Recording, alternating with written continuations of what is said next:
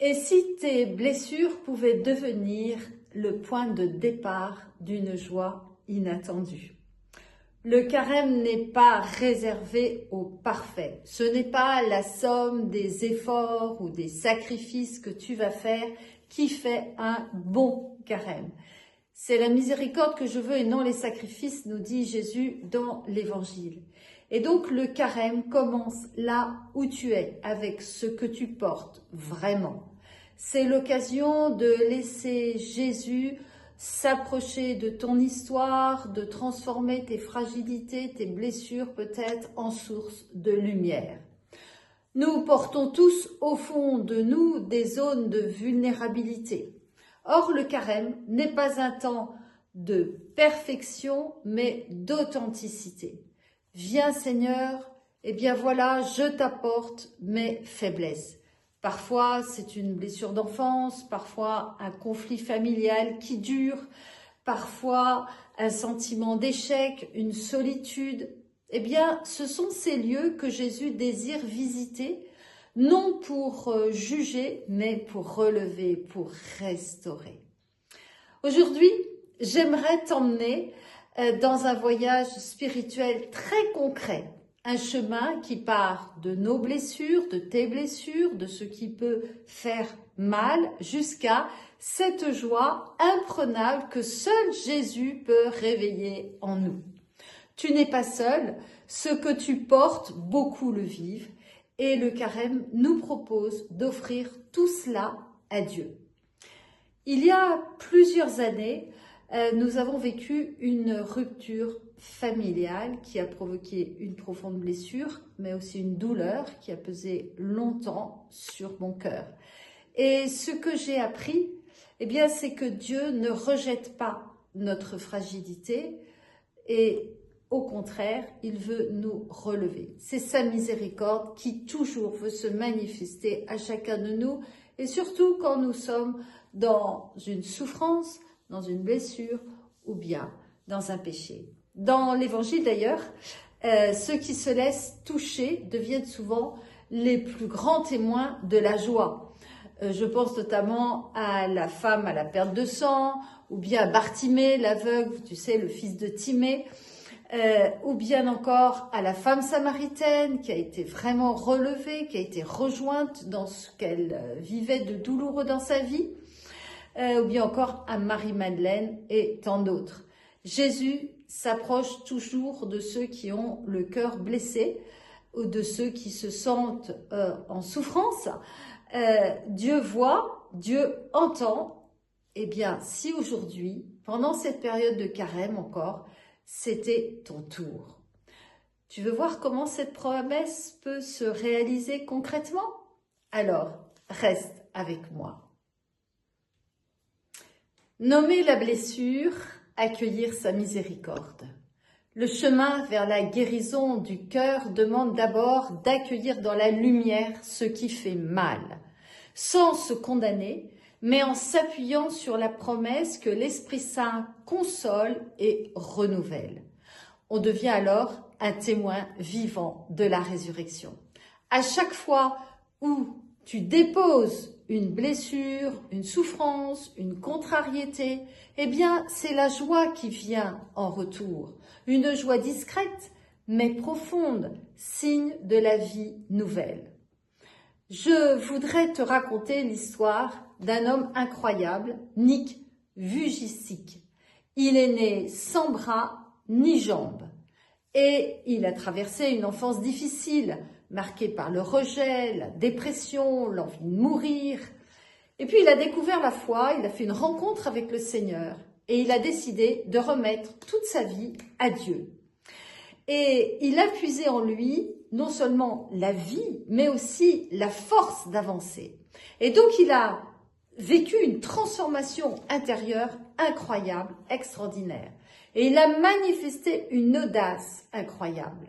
Il s'est mis à la natation, entre autres.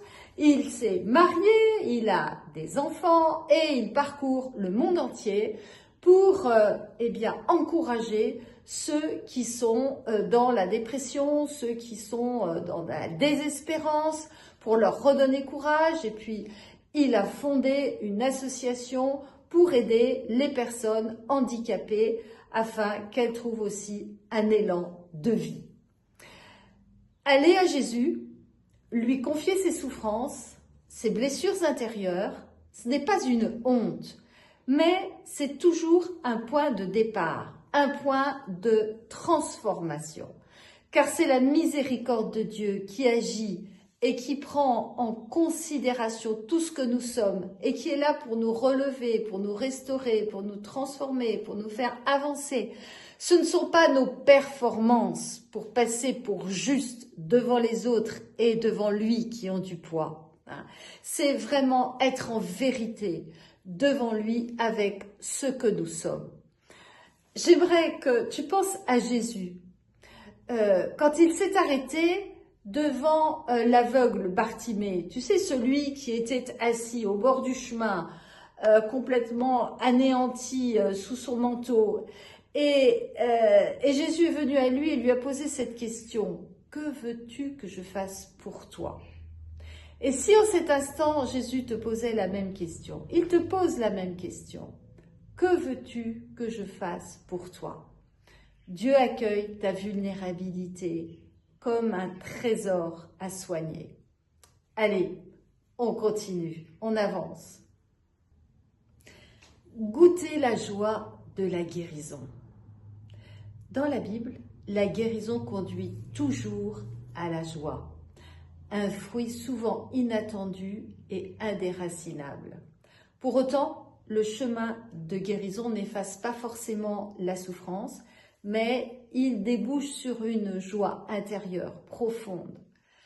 Par exemple, Marie-Madeleine, elle qui pleurait au tombeau, devient la première messagère de la joie pascale. Et puis prenons l'exemple du paralytique de Capharnaüm, qui repart en glorifiant Dieu, et toute la foule avec lui, derrière lui. Recevoir la guérison, c'est passer de la honte à la louange, de la tristesse à la bénédiction.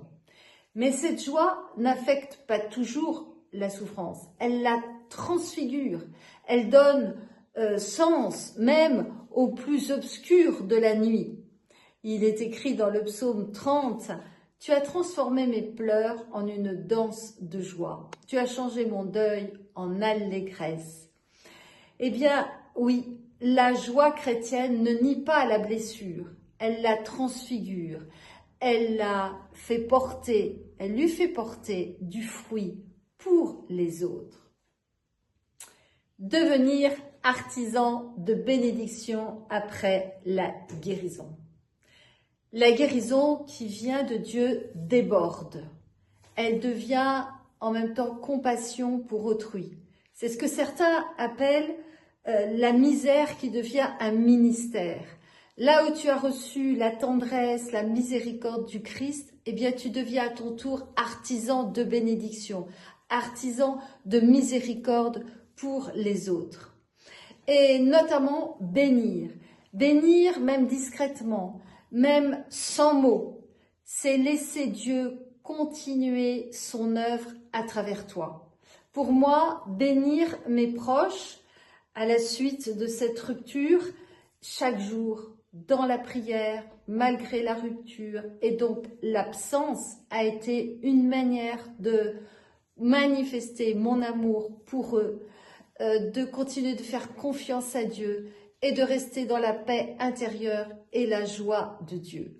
Saint Paul nous dit dans son épître aux Romains, « Bénissez ceux qui vous persécutent, bénissez, ne maudissez pas ». Quand on bénit, surtout à partir de sa propre blessure, c'est la dynamique même de la croix qui se met en œuvre. C'est ce qui va irriguer notre présent. Il n'y a pas de plus grande force que cet amour qui transforme la cicatrice en source de vie. Alors, béni, entre dans ce temps de bénédiction et nous poursuivons ensemble. Une démarche à vivre. Oui, tu peux dès aujourd'hui identifier une blessure et la confier à Jésus dans la prière, par exemple, demander à l'Esprit Saint de venir te consoler, puis choisir dans ta journée de bénir quelqu'un qui en a besoin. Alors ça peut être quelqu'un que tu rencontres, mais aussi ça peut être dans ta prière s'il s'agit d'une personne que tu connais avec laquelle tu as des difficultés par exemple. Eh bien tu verras, dans cet acte, la joie commence à grandir et à se manifester. En conclusion, le carême n'est pas tant un temps de privation qu'un temps de recréation. Ce que Dieu attend, c'est ta confiance, ton offrande, même fragile. Là où tu laisses le Christ guérir, eh bien, il ensemence la joie véritable. Dieu ne prend rien, il transforme tout. Dieu t'attend, non pour juger, mais pour faire de toi un témoin vivant de la joie de Pâques, dès maintenant. Lorsque tu offres à Dieu tes fragilités, ce n'est pas ta tristesse qui gagne, mais une paix imprenable et contagieuse. Alors prions maintenant. Seigneur, en ce temps de carême, nous venons à toi avec nos blessures. Viens guérir nos cœurs fatigués. Ouvre-nous à ta paix et à ta joie. Que ta miséricorde nous transforme et nous rende capables de bénir autour de nous. Jésus, donne-nous force et confiance chaque jour. Amen. Alors, si tu veux grandir dans la confiance, je te recommande mon livre qui s'affiche à l'écran. Et si tu as été encouragé par cette vidéo, je t'invite à liker, à la partager afin qu'elle puisse toucher et aider d'autres personnes. Abonne-toi à la chaîne si ce n'est pas déjà fait. Et si tu veux approfondir encore ta vie spirituelle, ta confiance en Dieu et ta prière, je t'invite à rejoindre les fraternités apostoliques des serviteurs de la miséricorde. Tu trouveras le lien dans le descriptif sous la vidéo. Et puis, tu trouveras aussi le lien pour nous soutenir financièrement. Je te laisse également d'autres vidéos pour que tu puisses continuer ton parcours de carême et ta croissance dans la foi. Je te dis à bientôt, que Dieu te bénisse et toujours dans la joie.